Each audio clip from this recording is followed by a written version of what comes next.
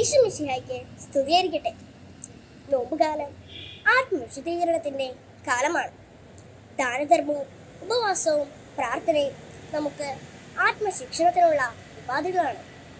എന്നാൽ ഇവയിലെ ആത്മീയതയ്ക്ക് പ്രാധാന്യം നൽകാതെ മറ്റുള്ളവരെ കാണിക്കാനും അവരുടെ കയ്യടികളും ലൈക്കുകളും ലഭിക്കാൻ വേണ്ടി മാത്രം ഇവ ഉപയോഗിക്കുന്ന ഇന്നത്തെ പ്രവണതകൾക്കെതിരെ ജാഗ്രത വേണമെന്ന് വിശുദ്ധ മത്തായിയുടെ സുവിശേഷം 6-ാം അധ്യായം 1 മുതലുള്ള വചനങ്ങളിലൂടെ ഈശോ നമ്മെ ഓർമ്മിപ്പിക്കുന്നു.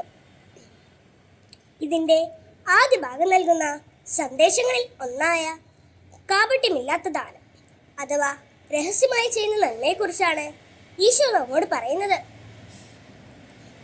നമ്മൾ ചെയ്യുന്ന നന്മകൾ മറ്റുള്ളവരെ കാണിക്കാൻ വേണ്ടിയാകരുതെന്ന് ഇത് സൂചിപ്പിക്കുന്നു.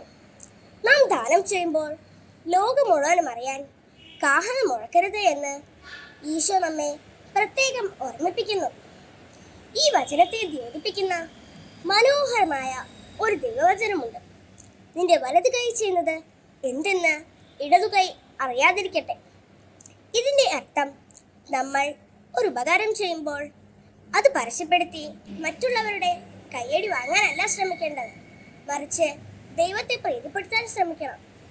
ഒരു കൊച്ചു ഉദാഹരണം പറഞ്ഞാൽ, കൂട്ടുകാരെ, നമ്മൾ ക്ലാസ്സിലിരിക്കുമ്പോൾ നമ്മുടെ ഒരു സ്നേഹിതന് പേനയോ പെൻസിലോ ഇല്ലാതെ വന്നാൽ നമ്മൾ അവനത് കൊടുക്കുന്നു എന്ന് കരുതുക.